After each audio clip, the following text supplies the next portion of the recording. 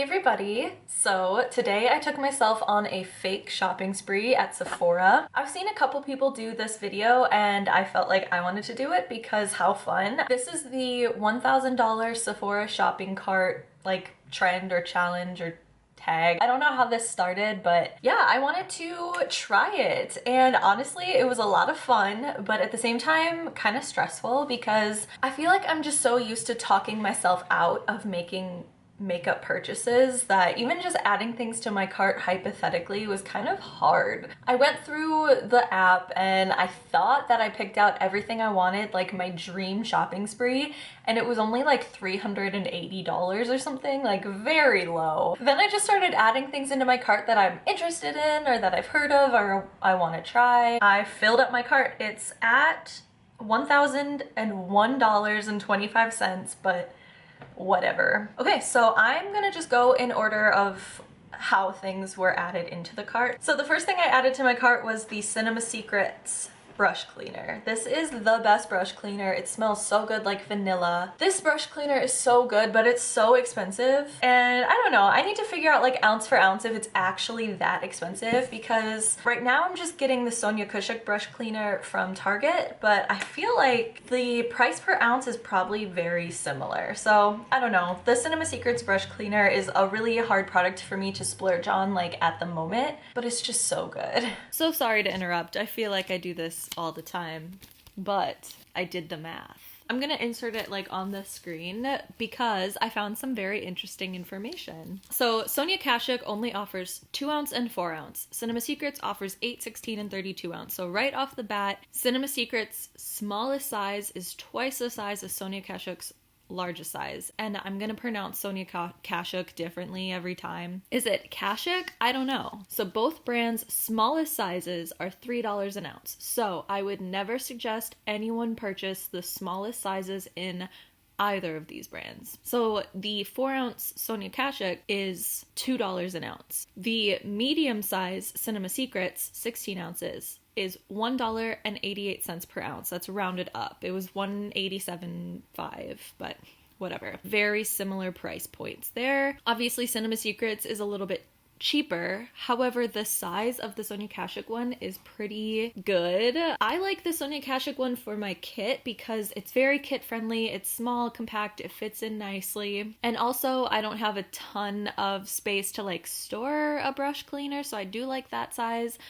But the real winner here is the large 32 ounce size of the Cinema Secrets brush cleaner. It is only $1.31 per ounce. I felt like I needed to clarify that information because I found it kind of interesting. For a while I was mixing the two together, so I would use the Sonia Kashuk one like halfway and then I'd fill it up the rest of the way with the Cinema Secret, so I do like a 50-50 because the Sonia Kashuk brush cleaner is really nice for pulling makeup out. It's kind of a little more oily. And then the Cinema Secrets one is antimicrobial and it has that beautiful vanilla scent. So I personally like to combine the two. I feel like knowing this information definitely justifies spending $42 on a brush cleaner because just ounce for ounce, it's so much cheaper. Next, I picked out some hair products. I have actually used some of these products before and love them, but once again, Sephora, they're very expensive. I don't really shop at Sephora because generally the brands that Sephora carries are just out of my price range and I can't just like really justify the cost of pretty much every single thing I picked out. Like honestly, these aren't things that I'm really spending my money on. I would love to be able to afford this stuff. So the Moroccan Oil Treatment Light. It's a hair oil. I did splurge at one point like a year ago on this oil. The whole Moroccan Oil brand is the best smelling hair care I've ever experienced. Nothing compares, nothing comes close to Moroccan Oil. The hair oil is so good. It doesn't leave your hair like oily. Like I've tried other hair oils and it just leaves it like greasy and oily. The Moroccan Oil one does not do that. And it just smells so good and it's so soft and silky, and that would definitely be a splurge product. Next is the Moroccan Oil Dry Shampoo. I actually have one and it's almost empty. I only use this for like very special occasions because of the smell. It just smells so good. So good. I'll use this sometimes if I'm gonna go see Tony because I want to smell the best. It's almost out. I think I have one more use out of this, but it's so good. Next, I just picked out the Moroccan Oil Volume Shampoo and Conditioner. I don't know. If I had the money, I'd probably use this brand only on my hair. I have not tried their shampoo and conditioner, but just if it has that smell that I love, then I'd literally only use Moroccan oil if I could. Okay, moving on from hair. I added the Biosense Rose Vegan Lip Balm because now it comes in a squeezy tube. I bought the original one in the jar about a year ago, and it's my favorite lip balm ever. And the fact that now it comes in a squeezy tube and it's only $14, I mean, that's up there for a lip balm because I can usually spend like less than $5 on a good lip balm. But I feel like at some point I probably will splurge on that because the lip balm is so good. I don't know if they changed the formula when they moved it into a squeeze tube, but if not, it's super silky, super glossy and smooth without being sticky. It's thick enough that it feels like it sits on your lips for quite a while. And even after it kind of dries, even after you take it off, your lips just feel like plump and soft and good instead of, you know, some lip balms just dry and it's like they were never there. This lip balm is just so good. Next, I added the Freck Beauty Freckle product in the large size because getting it in the small size makes absolutely no sense, like monetarily. I've seen Bean use this product a lot and she raves about it. I'm getting into freckles lately. I use a bronzer and a bobby pin for my freckles. I've tried a couple other like freckle products and I don't really like any of them, so I would definitely love to try the Freck one because it sounds like that is like the best one. Next is the ABH Norvina Pro Pigment Palette, specifically volume 3. Ever since they came out with like the 3, I think it started with just the 3 like big palettes, this volume 3 was the one that I was like dying over, lusting over. It's just so pretty. I love the earthy tones, the kind of retro vibes. I think out of all of the giant pro palettes that ABH released, this volume 3 is the best one. I love this. I almost bought it and then didn't. And I don't know, I'm not upset that I didn't buy it because it's huge. I kind of don't have anywhere to put it. It's expensive and it's not as if I don't have all those shades because I know I do. But I just think the palette is so pretty. The color story, everything about it, so pretty. Next is the Melt 420 palette. I only have the Melt Gemini palette. That's the only palette I know. That's the only formula, the only Melt product that I know. But this 420 palette looks like such a good companion palette to the Gemini palette because the tones are kind of similar. It almost is like an expansion of the Gemini palette, which I love. Oh my god, it's $58. No, I don't need to be spending that much money on one single palette, but it's so gorgeous and I think I'd have so much fun with it, but I'll only get it hypothetically, I think. And then I added the Fenty Beauty Gloss Bomb in the Universal shade. I'm actually wearing one of the gloss bombs right now. This is the shade Fussy. I got this a little over a year ago. I still use it from time to time. It still smells great. And I'm wearing it today. Did I say that already? Her gloss formula is the best gloss formula I've ever tried.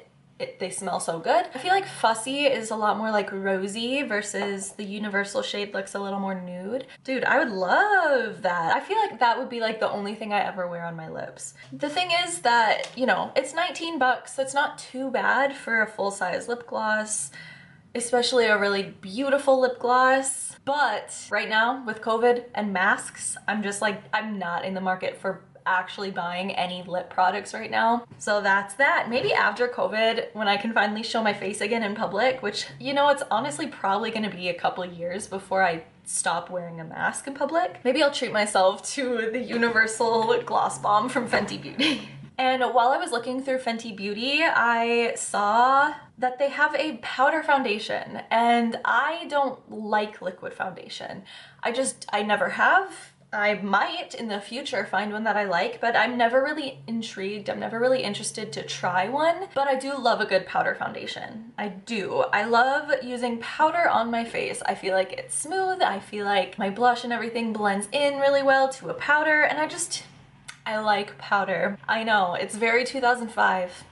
I'm a millennial. I refuse to change. I want to try Rihanna's powder foundation because I've never heard a bad thing about her brand. I've never heard a bad review for any of her products, but goddamn, it's $36. I used the Makeup Revolution one because I honestly love it, and I don't remember how much this is, but I think it's like 10 bucks. I can't imagine spending $36 on that, but I bet it's so good. I feel like this is right around the time that I looked at my cart because I actually thought I was really close to 1,000 and it was like 300. Yeah, this is about the time where I start adding things in just because I want to try them, because I'm interested, and not so much because I know that I'll use it or I know that I'll like it. So I added the Tower 28 cream blush. I don't use cream blush. I don't really use cream anything because I find it intimidating. I know. That's such a weird thing to say, but I want to get into cream products more because they're so beautiful. I've heard exceptional things about the Tower 28 cream blushes. I've heard that they're amazing and I would love to try them. And maybe one day. I feel like 20 bucks is not that bad of a price, but I'm not gonna try Tower 28 blushes first. Realistically, I'm really actually interested in the e.l.f. putty blushes and also the new ColourPop, I think they're called Cheek Dew, the little squeezy ones. I'm very interested in both of those and I feel like I would start there. And if those products are good, I probably wouldn't then splurge on something more expensive. I'd probably just stick with what's good and cheap. But in a perfect world where I have lots of money, I would love to try the Tower 28 Cheek cream blushes.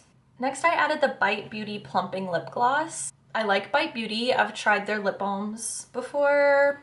Which ones? I've tried a couple of the Bite lip balms. One came in a jar and one came in a squeeze tube. They were like little sample versions because I got them in like a kit with multiple, but I remember loving the Bite lip balms. I also love plumping lip gloss. The LA Girl Lip Plumper in the tube, like this, is like $5. It doesn't feel as thingy as the Too Faced Lip Injection Extreme, but the plump effect is pretty much exactly the same. So I will never spend $25 on a plumping lip gloss because I found a cheap one that I love. That's gonna probably be a major theme of this video because, like I said, I don't shop at Sephora. I'm very good at finding very cheap products that work. It's cute though, I like the packaging. I do love Bite Beauty. Next I added the Huda Beauty Micro Shade Brow Pencil, and I only added this in because I trash talked it in a Thoughts About Recent Releases video that I posted recently. And I said that it's not worth your money, it's not worth your time, it's a pointless, dumb, stupid product. And so I added it to my cart because, I don't know, maybe I would be proven wrong. I doubt it, but it'd be fun to try. Like a micro brow pencil sounds fun, I guess. Next I added the Milk Makeup Hydro Grip Primer because it's so hyped. I don't really believe in face primer. I've never really found one that works very well or at all. I've heard that people who feel the way I feel about primer love the Hydro Grip Primer. Like out of all of the primers, apparently the Hydro Grip Primer is the best slash only good one. So, dude, it's $32.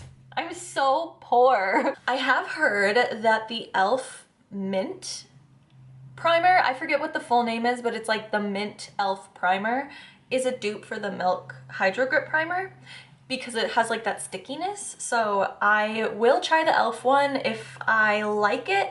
Maybe someday I'll try the Milk one. I'm open-minded, okay? I acknowledge that I have not tried every primer and there might be one out there that works. So maybe it's the Milk Hydro Grip. Next I added the Beauty Blender, the original. I've never tried it. I've never felt like it's worth it. I've never felt like I've needed it. It's $20. What the fuck? I have tried the Real Technique sponge and I threw it away. I did not like it at all. It was really stiff. It sucked. And then recently I actually found the Juno and Co sponges at Target, and so I bought one and kind of love it. And it was like $6, maybe $7. So I don't know, I would try the original Beauty Blender because if there's any product that I can think of that completely changed the makeup game, like completely turned makeup application on its head, it's the Beauty Blender. Like I have to give them props. They are like actually pioneers in the makeup world. So I would love to try it. Will I? Probably not, but I would like to. Next, I added the ABH Iced Out Highlighter just because it looks gorgeous. It just looks stunning.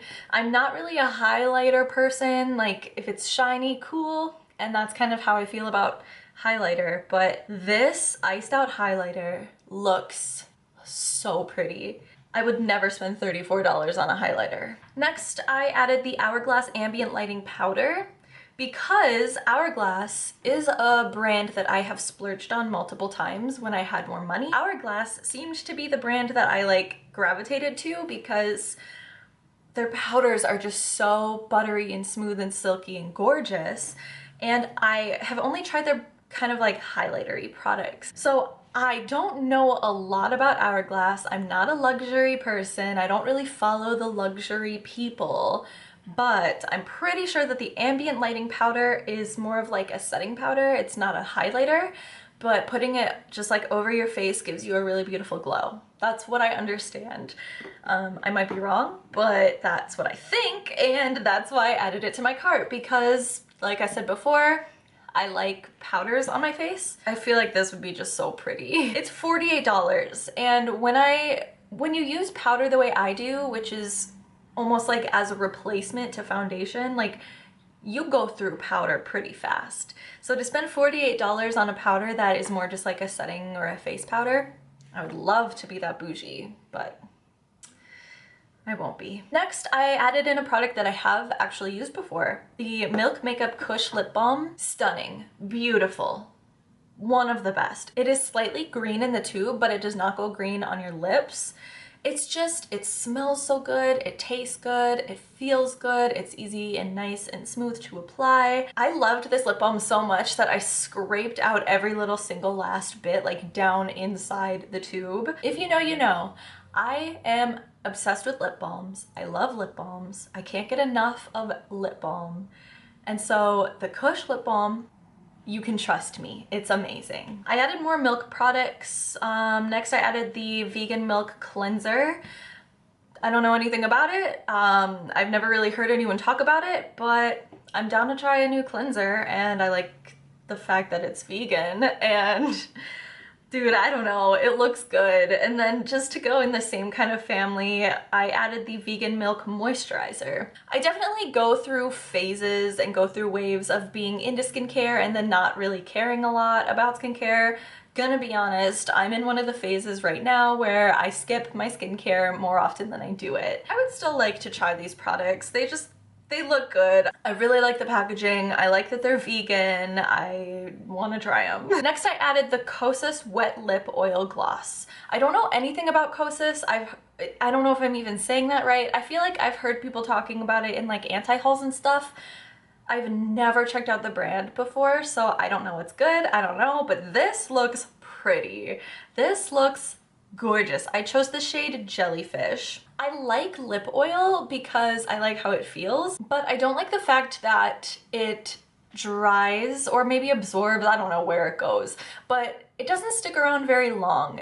Like a lip oil will last like 5 minutes, so I don't like that. But a lip oil gloss sounds like it will last a lot longer on the lips, and it sounds like it'll look really pretty, and so I really would love to try that, but it's $27. So the next thing I added was another Hourglass product. I added the Scattered Light Glitter Eyeshadow in the shade Smoke. I already have the shade Reflect, and I love this product.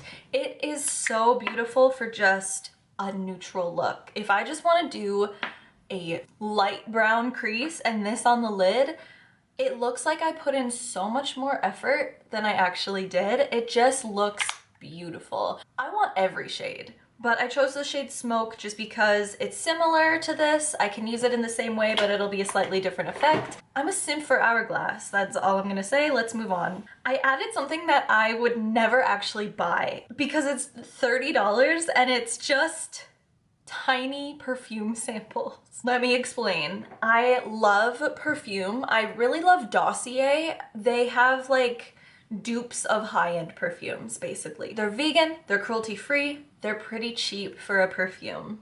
But if I was ballin' and I had no budget and I could just spend money, I would probably want more expensive perfumes. And so just in the age of COVID, I'm not shopping in store right now. I'm not gonna be like testing scents in person for a while. So, imaginary situation where I just have $1,000 to burn, I would order this perfume set because then you can try out all of them, you can see which one you like the most, and then you can buy the full size. It makes great sense to me. The fact that it's $30, robbery. I added some Patrick Star lashes from his One Size brand.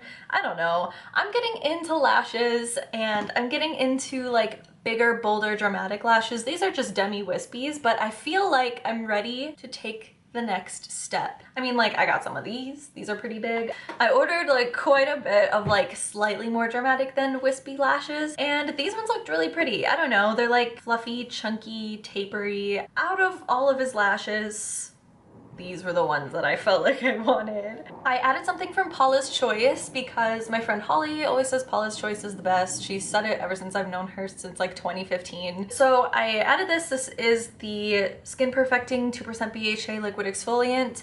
I like liquid exfoliants. I prefer more of like a liquid slash chemical exfoliant over something more of like a scrub, just because scrubs are way too abrasive on the skin. And when I attended Aveda and pretty much every cosmetics job I've worked for, there has been a liquid exfoliant. So I'm very familiar with liquid exfoliants.